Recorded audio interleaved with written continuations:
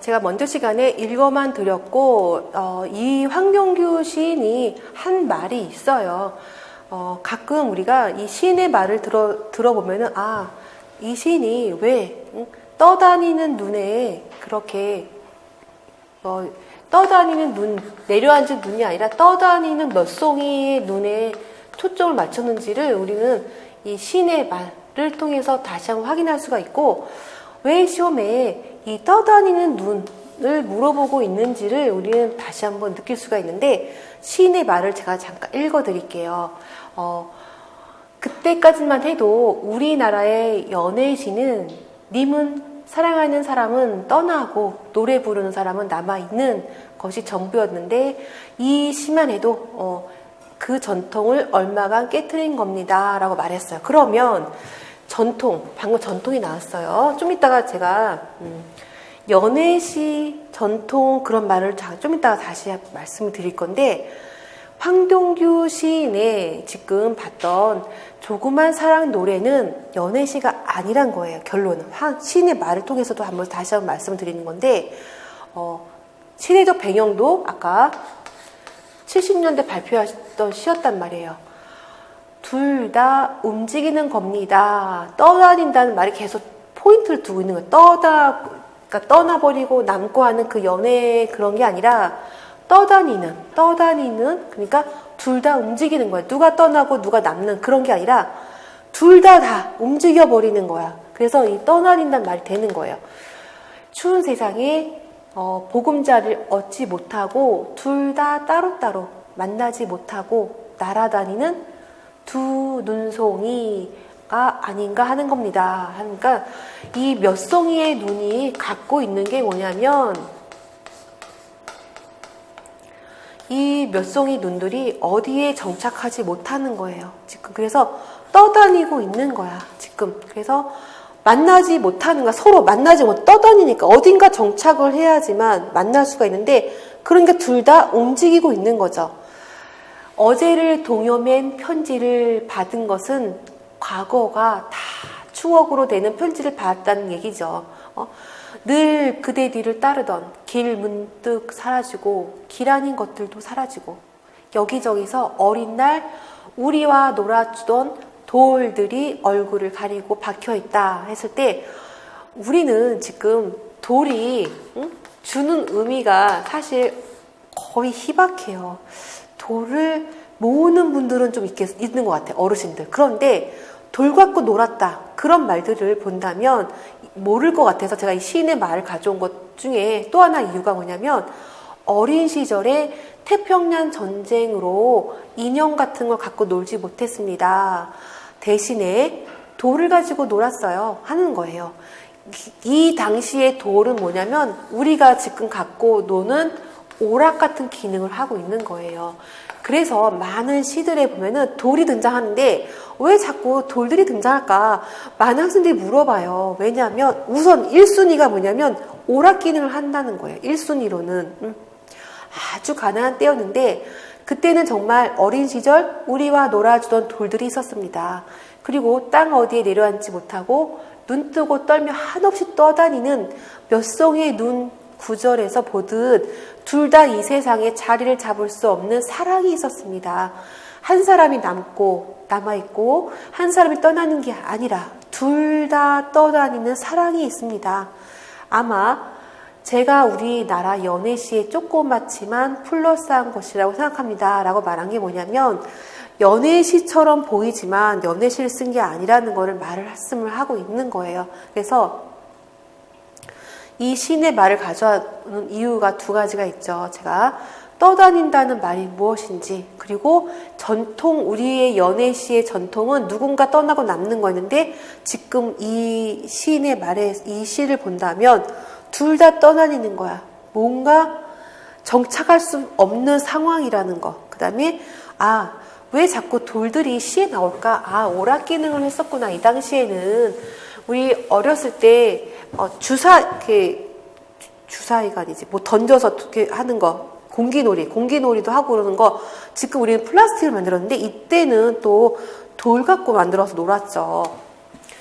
이 황동규 시인은 영국 에든버러에서 그 영문학 박사를 받으신 분이어서 영국에서 돌아온 후 서울대의 교양과정 부교수가 됐을 때 박정희 정권과 그에 반대하는 사람들, 특히 대학생 사이의 투쟁을 맡게 됐는데, 그때 학생운동권의 필독서에 우리 황동규 시인의 삼남에 내리는 눈이 많이 낭독을 했다고 합니다.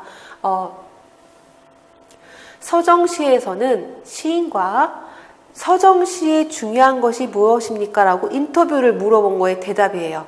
서정시에서는 시인과 시적 자아 사이에 대화가 있어야 합니다. 저하고 시하고, 저라는 게 뭐야 지금? 시인 있을 거고, 화자가 있을 거예요. 그리고 그 독자가 있겠죠. 그런데 지금 시인과 이 화자 사이의 대화를 말씀을 하고 계시는 거고, 지금 이 시인의 말에서는. 그리고 이 화자가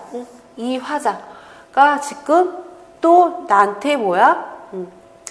저 마저 읽고 말씀을 다시 한번 더 드릴게요. 시인과 시적 자아 사이에, 시적 자아, 화자겠죠.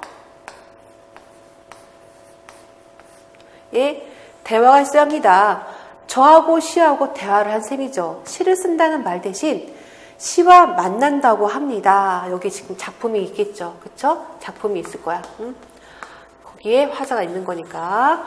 시한테 배우는 게 많아요. 시는 나보다 더 높은 삶을 요구하고 오히려 시가 나를 쓰고 있는 겁니다. 내가 시를 쓰기 위해서 내 삶을 보니까요. 돌아보니까 제 마음에 가지고 있는 첫 번째 독자가 시적 자아인 셈이죠. 그러니까 지금 이분은 이 화자 자체를 독자로 여기는 가 가장 무서운 독자입니다. 라고 말을 하면서, 독자니까 시인은 이 화자와 대화를 한다고 말씀을 하는 거죠. 또 이 황동규 시인은 작곡가가 되려고 했었다고 합니다. 근데 이제 그걸 포기하고 지금 교수 생활을 하시다가, 물론 시인이 되셨지만 교수 생활을 하셨죠. 작곡가가 되기를 포기했지만 저는 그림을 볼 때도, 시를 쓸 때도 음악을 느낍니다. 시를 쓰는 분들의 음악성이 느껴지죠. 그래서 시를 쓸 때 어떤 여는 알레그로로 하고 어떤 여는 안단테로 하죠. 한때 작곡가가 되려고 했던 생각이 잠재의식 속에 남아서 그런지 모릅니다. 지금도 글을 쓸 때는 음악을 틀어놓은 경우가 많아요. 하고 말씀하고 있어요. 어떻게 보면 음악은 인간이 향유할 수 있는 미 가운데 가장 정제된 것입니다. 음악이야말로 내용을 파악하기 이전에 향유할 수 있는 예술이죠. 라고 하고 있어요. 여기서 제가 이 글을 가져온 이제 두 가지가 있는데, 시적 자, 시인이 이 자아를 통해서 무슨 말을 하고 있는 거다라고 우리는 이제 늘 용어에서, 문학 용어에서 그렇게 알고 있는데, 이분은 그쵸, 그 말을 하고 있는 거예요. 그 말을 하고 있는 거죠. 그래서 대화, 그러니까 시인이 말하고 싶은 의도를 시적 자아를 통해서 한다는 말을 대화라는 용어를 사용해서 표현하고 있는 거죠. 그리고 이분의 그 시에서 우리는 음악을 느낄 수 있는 거, 이분이 또 작곡가 되긴 했다는 거, 느낌도 있고, 우리는 많은 시를 통해서 음악성과 이미지의 표현을 볼 수가 있는 거죠. 다시 시인의 말에서 이제 시로 돌아와서 아까 봤던 조그만 사랑 노래는 시련의 상처를 다룬 게 아니라 70년대, 우리 민주주의를 지향하는 70년대의 현실 상황을 비유적으로 구성한 작품이라는 게 지금까지 하고 싶은 말에서 포인트인 거죠. 그 시대를 고통스럽게 버텨가는 많은 사람들이 모두 나이고 그대이고 내려앉지 못하는 떠다니는 눈인 거예요. 그래서 성인 눈과 같은 존재라는 거죠. 그래서 우리가 교과활동, 교과서 활동, 학습 활동을 이제 잠깐 가져온다면, 우리나라 연애시의 전통을 깨뜨렸다고 볼 수 있는 시구를 찾아보고 그 이유를 찾는 이제 활동을 하는 건데, 시구를 찾는다 한다면 땅 어디에 내려앉지 못하고 눈 뜨고 떨며 한없이 떠다니는 몇 송이 눈, 우리가 몇 송이 눈에 있는 거는 나고 그대이고 누군가 민주주의 운동하는 그대들이겠죠. 그런데 얼마나 힘들겠어요. 눈, 추위, 정말 이렇게 이 눈송이 자체가 떨어지는 게 흔들리는 거를 떤다라고 표현하고 있는 거예요. 연애시가 아니라고 했으니까 이유를 물어보겠죠. 이별의 상황을 전통적 상황이 떠남, 기다림의 상황으로 한정하지 않고 서로 떠돌아다니는 방황하는 상황을 그려내고 있다. 중요한 말이에요. 우리가 기출에 이미 이렇게 나왔고 다시 바꿔서 교과서에 나온 활동이 다시 우리의 기출로 나올 수 있기 때문에 하나의 예시로 가져온 거죠. 그래서 떠나고 기다린 누군가를 떠나보내고 기다리는 게 아니라 서로 떠다닌다. 그 성기눈과 같은 존재로 표현했다는 것. 그래서 이 시는 연애시가 아니라는 것도 다시 한번 강조 말씀을 드리고, 어제를 동요맨 편지라는 것, 어제를 어떻게 묻겠어요. 우리 소망인 거죠. 너무나 사랑하는 사람과 같이 있는 시간을 우리는 멈췄으면 좋겠어. 우리 말을 하지만 시간이 멈추지 않고 어제를 동요맬 수 없고 하는 것들은 낯설게 하기 수법이에요. 시에서. 그래서 어제와 오늘, 내일을 단절시키는 편지, 내면적 의미는 어제를 동요맸다는 거는 뭐예요? 뭔가 단절이 된 거야. 동요맨 거야. 단절. 내면적 의미, 상실의 정서를 말을 하기 위해서 시 기법은 낯설게 하기 수법을 쓴 것이고, 지난날 우리가 민주주의를 추구하고 했던 그런 가치들이 지금 상황에서는 펼칠 수가 없는 거야. 그 이상, 민주주의 이상을 우리는 지금은 가질 수가 없는 거죠. 부정에 대한 지금 상황을 말을 하고 있는 거예요. 그래서 추구했던 게 지금 딱 멈춰있는, 단절된 이 상황을 지금 어제를 동요의 편지라고 낯설게 하기 수법을 말씀하고 있는 거고, 돌들이 얼굴을 가리고 박혀 있다. 슬픔의 정황을 나타낸 거죠. 돌들이, 우리가 아까 시인의 말에서 돌이 오락기능을 하고 있는데, 여기서는 지금 그 슬픔의 정황을 받고 있는 거예요. 바람직하지 못한 어긋난 상황으로 나아가고 있는 그 현실. 돌들이 그냥 이렇게 자연스럽게 돌출되어 있는 것들이 아니라 얼굴을 받고 있대요.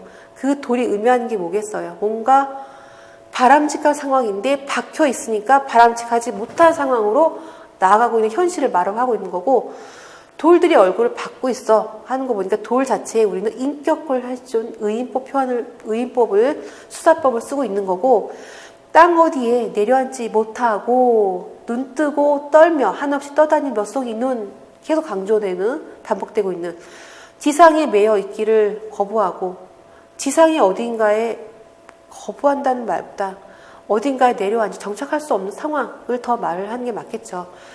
겁내는 몇 송이 눈은 표면적인 거죠. 자유로움을 지향하려는 태도, 자유로움을 지향할 수가 없는 상황이기 때문에 떠다니는 거니까 불안과 방황의 이미지를 갖고 있는 거예요. 눈은 지금 뭐야? 화자의 내면이 들어있는 거야. 너무 불안해. 어디에 딱 정착할 수가 없어. 떠다닐 수밖에 없는 거야. 하는 그런 내면 의식이 투영된 게 눈이라는 거. 그러면 아까 가가 조그만 사랑 노래였어요. 그러면 지금은 또 나에 해당되는 황동규의 더 조그만 사랑 노래. 더 적다, 더 조금해 하는 더라는 부사가 갖고 있는 의미가 이 시에서 무엇을 주는지를 확인을 할 건데, 아직 멋지 않은 몇 편의 바람, 저녁 한 끼에 내리는 젖은 눈, 혹은 채 내리지 않고 공중에서 녹아 한없이 달려오는 물방울, 그대 문득 손을 펼칠 때 한 바람에서 다른 바람으로 끌려가며 그대를 스치는 물방울 했어요. 지금 보면은 앞서 본 조그만 사랑 노래에서는 성긴 눈, 그냥 이렇게 떠도는 눈이었는데, 여기는 보면은 저녁 한 끼에 내리는, 잠깐 내리는 젖은 눈, 우리가 이렇게, 수북히 내리는 그런 눈이 아니라 살짝 물기가 젖혀져 내리는 눈이었는데 혹은 채 내리지 않고 공중에서 계속 달려오는데 그 물방울이 그대의 문득 손을 펼칠 때 한 바람에서 다른 바람으로 끌려가면서 그대를 스쳐가긴 해요. 하지만 그대의 문득 손을 펼칠 때 그쪽으로 끌려간다고 했어요. 그러면 지금 이 물방울, 이 눈은 말하는 게 무엇일까? 우리가 바람, 우리 앞서 시간에 배웠던 바람인데 우리가 살게 하는 호흡의 바람이 있고 또 마음의 바람이 있다라는 거 앞서 확인을 했죠. 그 바람이라는 거는 능동적으로 운동하는 공기고 변화의 동력을 의미하고 있는 거예요. 바람은 생명의 호흡이거나 조건이죠. 그 바람을 어떻게 한다고 했어요? 몇 편의 바람이라고 표현하고 있어요. 아직 멋지 않은 몇 편의 바람으로 표현하고 있어요. 바람을 생명이 있는 존재로 의미하고 있고 또 여기에 젖은 눈 이미지가 겹쳐지고 있어요. 지금 조그만 사랑 노래에서 성긴 눈과 비교되는 여기는 젖은 눈, 그렇죠? 이 젖은 눈은 뭐야?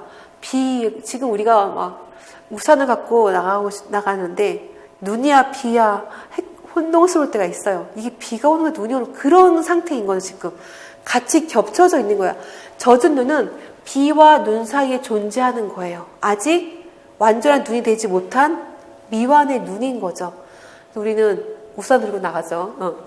전혀한기라는 시 공간에 내리는 젖은 눈은 그 자체로 미완인 채 바람과 물방울을 매개시켜주는 사물이 되고 있어요. 지금 그래서 바람이 지금 한 바람에서 다른 바람으로 갈 때 그 물방울 자체 지금 살짝 물방울에 맺혀있는 그 눈이 그대를 향해 하는데 스쳐가긴 해요. 하지만 그대를 향해 가는 거죠.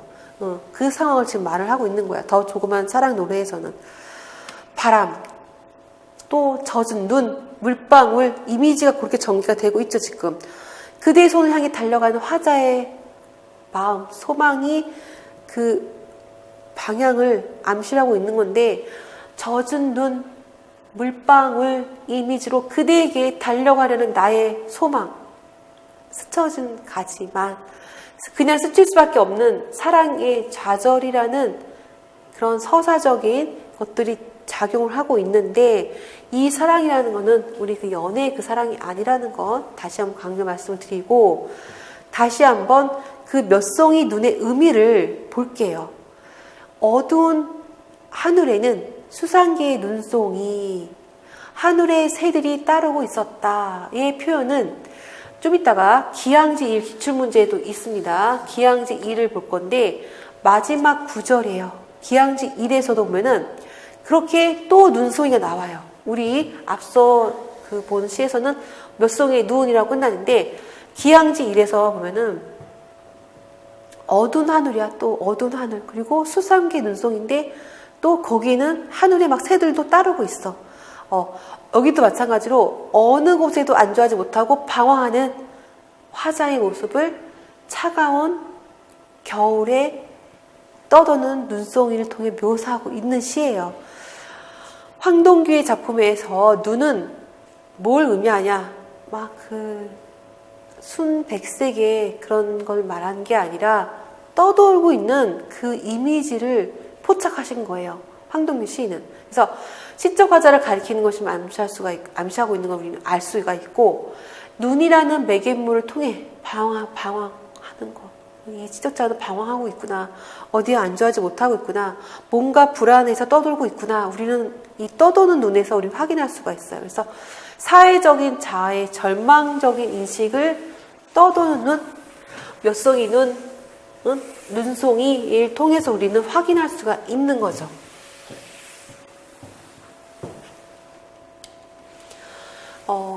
바로 우리 다음 작품을 읽고 물음에 답하시오. 기항지 1이 가고 신경림 시인의 가난한 사랑 노래를 볼 거예요.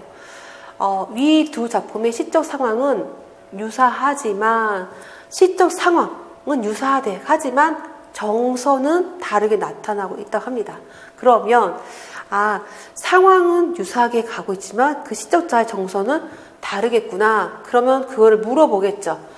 두 작품이 드러내는 시적자의 정서는 무엇이며 그러한 정서가 나타나게 된 까닭은 무엇인지를 물어보겠죠. 그거를 위 시를 인용하여서 비교 설명하시오가 시험 문제예요.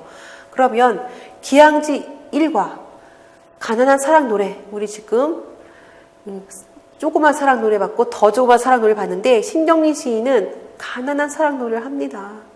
여기서 정서를 우리 파악해야 되고 그런 정서가 나오게 된 까닭을 우리 파악해야 되는 거예요. 볼게요.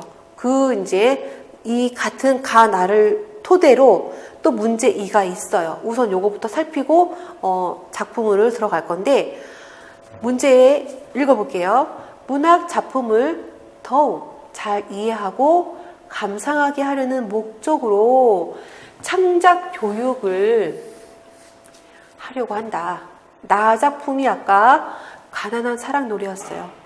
근데 그걸 떠나서 이거는 그냥 보편적인 우리의 문학 용어 이론이기 때문에 제가 이 문제를 가져온 이유가 그것이고 창작 방법을 다음과 같이 추출하여 이 방법에 따라 창작 수업을 할 때 교사가 지도해야 할 쓰기 유의점, 이것도 국어 교육할 때 할 건데 이게 다 국어 교육 따로, 문법 따로, 산문 따로, 시가 따로 다 난다면은 문제 풀 게 없어요. 진도를 다 나간 다음에 문제 풀어야 하기 때문에 어쩔 수 없어요. 우리가 지금 국어 교육을 진도를 안 나갔지만 이거는 보편적인 문학 용어에 해당되기 때문에 그냥 제가 풀이로 갖고 왔어요. 어느 정도 진도를 한 다음에 다시 한번 말씀드리지만 기출문제 풀이반을 오픈을 하면서 다시 정확히 할 건데 어렵지 않은 우리 이제 문학 용어가 들어가기 때문에 확인을 할게요. 감정이입이 나왔어. 우리 감정이입, 객관적 상감을 하면서 감정이입을 공부를 여러 번 했기 때문에 어렵지 않게 풀 수 있겠죠. 감정이입을 통해서 주인공의 절박한 심정을 드러낸다가 창작 방법이야. 그런데 우리가 기술해야 될 건 뭐냐면 교사가 지도해야 할 쓰기 유의점이에요. 그래서 유의점과 이유가 이제 이렇게 틀로 나온 거야. 요게 틀이에요, 틀. 이렇게 틀로 주어진 시험 문제고 이걸 제가 답을 쓴 거죠. 이건 답을 제가 이미 기재를 한 거고. 볼게요. 교사가 그러면은 감정이입을 할 때 우리는 창작 수업의 쓰기의 유의점이 무엇일까? 시적 화자의 정서. 방금 우리가 봤던 조그만 사랑 노래에서 눈이 화자의 정서가 투영됐다고 했잖아요.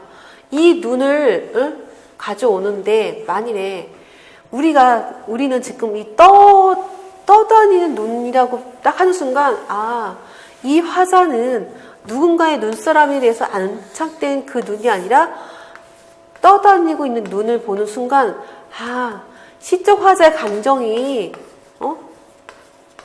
눈에 들어가 있구나. 이 눈이 지금 감정이입이 됐구나. 딱 우리가 할 수 있어. 그런데 만일에 이 눈을 갖고 눈사람이라고 우리가 만약 감정이입을 눈사람에 넣어버렸어. 근데 떠다닌다고 그래. 그럼 우리는 뭐야? 감정이입이 됐다고 표현을 못 하겠죠. 그런 식으로 그렇게 우리 학생들도 지도를 하는 거죠. 방금 제가 말씀드린 것처럼 시적 화제 정서와 관련된 대상을 찾아야지 눈사람을 찾으면 안 된다는 거야. 대상으로 눈사람 찾으면서 떠다니고 있다 말을 할 수가 없겠죠.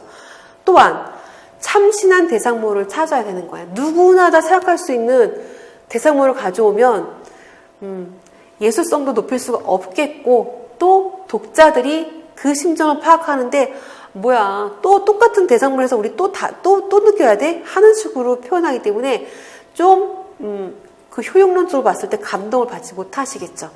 이유는 유의점은 이거고 왜 그렇게 유의를 하면서 그렇게 대상을 찾아야 되는지에 대한 이유는 시적 대상과 관련이 깊을수록 당연히 화자의 정서를 효과적으로 드러낼 수가 있겠고 또한 독자들도 그 심정을 파악할 수가 있겠고 성긴 눈 떠돌아다니는 눈 하니까 우리는 눈을 통해서 우리는 느낄 수 있지만 눈싸움을 통해서는 성긴 눈, 떠돌아다닌다는 걸 우리는 느낄 수가 없단 말이에요.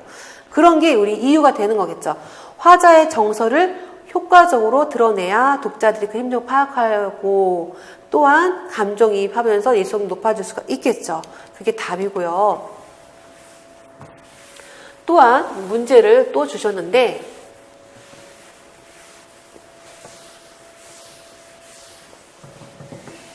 이것도 같은 틀이에요.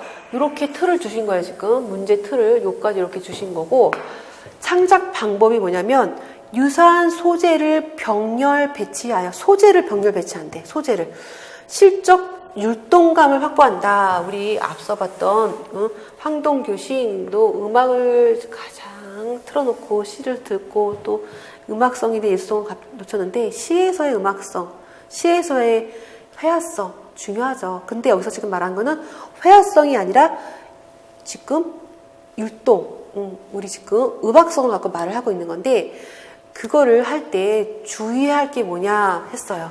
그러면 유의점 여기까지 제가 여기 써놓은 건데 지금 여기 답인 거죠. 지금 이렇게 해서 단순하게 유사한 소재를 병렬 배치한다고 했으니까 단순하게 배치하지 않도록 나열되지 않도록 유의하면서 시어들이 단순하게 배치를 한다면 운율감을 갖지 못해요.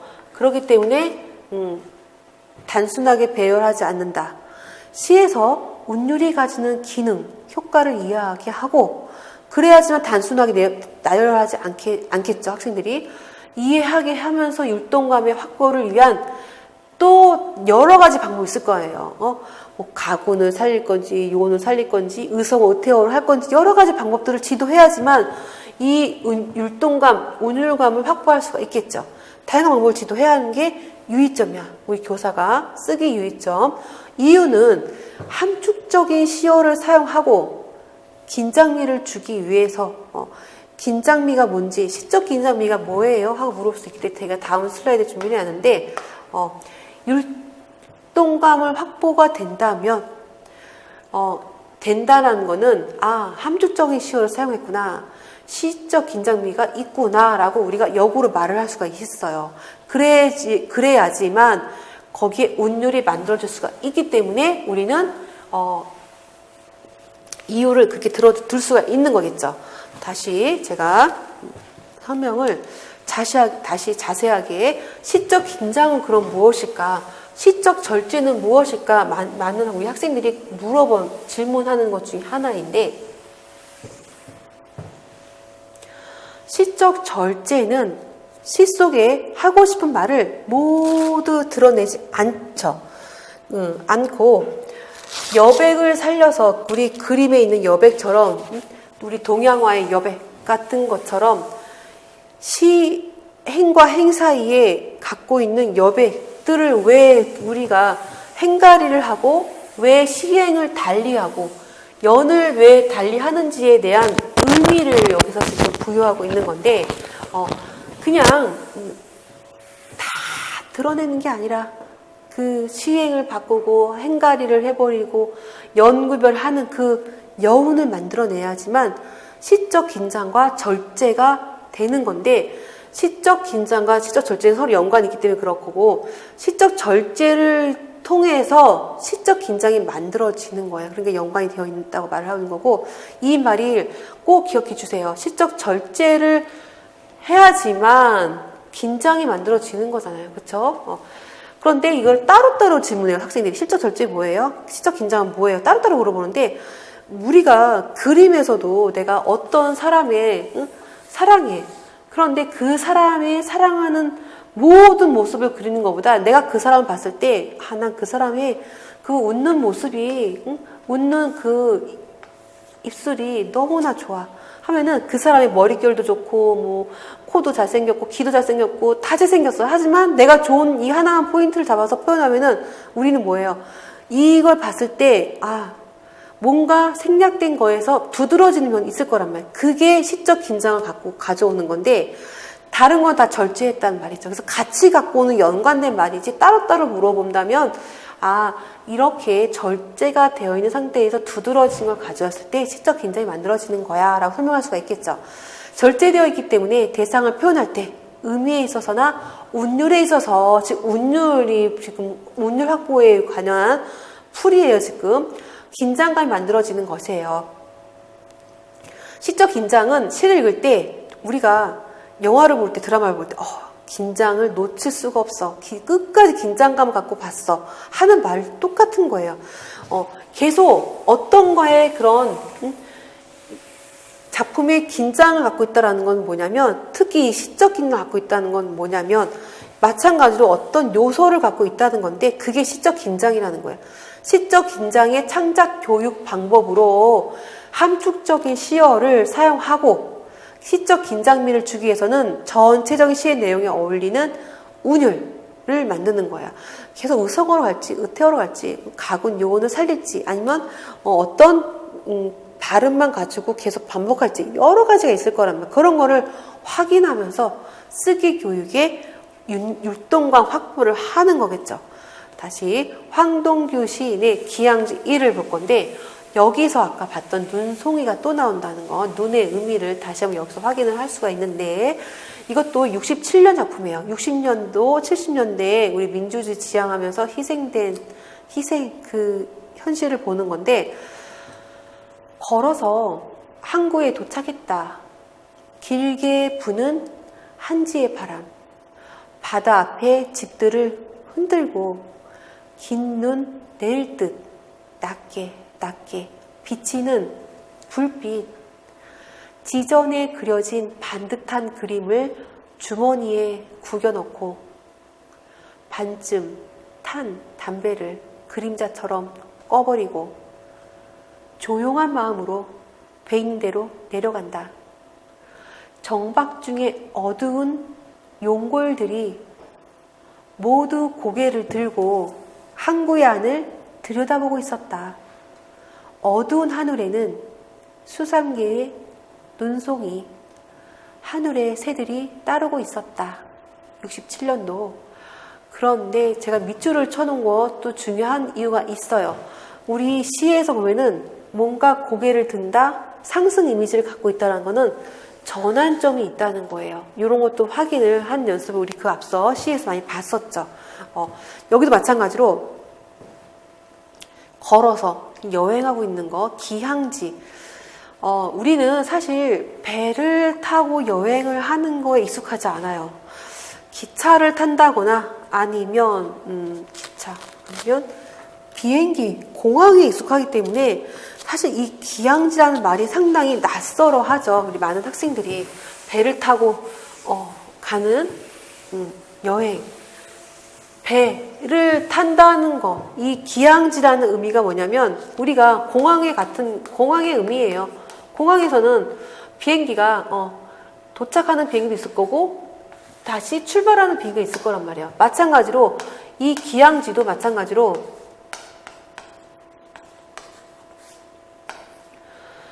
떠나는 배가 있을 거고, 떠나려고 잠깐 들리는 배가 있을 거고, 지금 도착해서 도착해 있는, 떠나는 배와 도착해 있는 배들이 있을 거란 말이에요. 그런데 지금 걸어서 지금 항구에 왔어. 그런데 지금 집들이 막 흔들려요. 불안하다는 걸 말하고 있겠죠. 그리고 반쯤 탄 담배를 꺼버리고 조용한 마음으로 배인들 갔어. 그런데 정박 중에 있는 용골들이 모두 고개를 든다 합니다. 이 배에 여기를 받쳐주는 것들을 용골을 하는데, 지금 이제 시어들을 잠시 확인을 다시 한번 할게요. 시간의 흐름과 시선의 이동에 따라 시상을 지금 전개하고 있고, 기항지라는 거는 어떤 목적지를 향해서, 공항이든 기항지든 비행기든 배든 어떤 목적지를 향해서 가려고 잠시 멈춰 있는 곳들이 있죠. 우리 기차역도 그렇고, 기차도 그렇죠. 도착하고, 도착한 기차가 있을 거고, 떠나는 기차가 있을 거고, 여긴 도착으로 갈게요. 여긴 다 떠나는 거. 여기 도착 있을 건데, 지금 우리는 기항지를 보고 있는 건데, 방랑, 떠나는 거는 무슨 목적지에서 떠나기도 하겠지만 방랑으로 떠날 수 있고, 그쵸? 정착으로도 할 수 있는 이 기항지는 이중적인 성격을 갖고 있는 거예요. 우리는 떠난다, 도착한다. 그 자체로도 우리 느낄 수가 있죠. 걸어서 항구에 도착했다라는 걸 봤을 때도 우리는 여행 중에 씌워졌다는 걸 우리 확인할 수가 있었고, 길게 부는 한지의 바람, 길게 불어. 아주 바람이 길게 불고 있어요. 한지의 바람. 객지에서 고독감을 느낄 수 있고, 바다 앞에 집들을 흔드는데, 집에 흔들리는 거에 내가 마음이 흔들리니까 집들은 물론 바람에 의해서 뭐 창문이 덜커덕 거릴 수는 있겠지만 집들이 흔들리는 거는 내 불안한 내면을 거기에다가 투영한 거겠죠. 긴 눈 내릴 듯 낮게 내리는 거야. 막 비치는 불빛 낮게 하강 이미지 가다가 다시 든다고 했어. 그러니까 상승 이미지를 갖는단 말이에요. 여기서는 불빛 자체도 낮게 하면서 쓸쓸한 분위기를 자아내고 있어요. 또 구겨놓는다, 꺼버린다, 그런 거를 봤을 때, 그런 시어로 봤을 때도 우리는 뭔가 사라지고 있다라는 거, 소멸의 이미지, 뭔가 막막하다, 우울하다, 뭔가 꺼버리는 것, 환하게 비춰지는 게 아니라 꺼버린다, 뭔가 구겨놓는다, 소멸의 이미지 갖고 있다라는 거. 아까 용골, 이게 뭐냐면 이 선체를 떠받치도록 큰 배 밑바닥 한가운데 이렇게 큰 제목을 놓는데요. 그게 용골인데, 이때 지금 말하는 용골은 뭘까? 뭔가 정착하고 싶은 화자의 마음이 여기 이 용골에 지금 이 대상에 들어가 있는 거죠. 지금 여기다가 지금 용골 그림을 그렸어야 되는데, 정착 쪽에. 이 선체에 떠받치고 있는 뭔가 큰 제목이야. 그걸 용골이라고 하는데, 뭔가 이 지금 딱 상승의 이미지를 가지면서 나는 항구의 안을 들여다보고 있었다. 항구의 안을 보는 거예요. 그건 정착을 내가 소망하고 있는 거죠. 누구나 그쵸? 정착을 소망하고 있는 그 마음을 갖고 있는데, 여기서 지금 그 무의식적인 마음을 드러내고 있으면서 항구의 안을 보는 거야.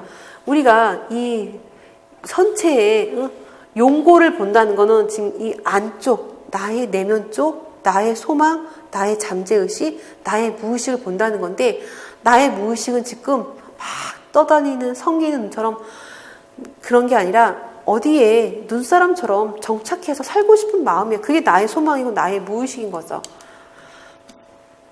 그래서 11행에서 15행까지 본다면 시상전개, 아까 제가 밑줄 친 거, 그게 시상전개에서 전환이 일어나는 거예요. 용골이란 배의 밑바닥을 이루는 뼈대로 바다를 향해 떠나려는 시적 자와 반대되는 것으로 모두 머리를 들고 항구의 안을 들여다보고 있다 했다. 뭔가 든다라는 거, 상승 이미지, 아까 하강 이미지, 낮게 하강 이미지, 소멸되는 이미지였다가 지금 다시 상승 이미지로 가고 있어요. 방랑과 모험을 꾀하는 시적 자, 반대로 배들은 모두 지친 항해를 쉬고 육지에 안착하려고 있는 욕망을 갖고 있는 거죠. 안정을 휴망하는, 희구하는 용골의 모습은 방랑과 모험을 결단을 흔들리게 하는 거야. 지금 수삼기의 눈송이, 어딘가 지금 이렇게 막 눈송이가 있는데 하늘의 새들은 그걸 따르고 있어. 어떤 지향점을 상실하고 부유하고 있는 이미지를 보여주고 있고, 목표를 상실하고 부유하는 새들을 이 화자는 회의와 갈등하는 것을 대변해주고 있는 대상본인 거죠. 새로운 삶을 향해 떠날 수밖에 없는 황폐한 내면, 풍경. 여기 삶에서 지금 내가 민주주의를 희망하고 있는 이 화자가 뭔가 정착할 수 없어. 떠나야 돼. 방랑 같은 그 삶을 살 수밖에 없는 눈송이였는데 마음으로는 혼란 상태라는 거죠. 정착하고 싶어. 내 무의식, 내 잠재의식은 정착하고 싶어 하는 것. 그거를 차례로 보여주시면서 지금 방황, 갈등의 상황을 묘사하고 있는 거예요. 다음 시간에 이어서 마무리할게요.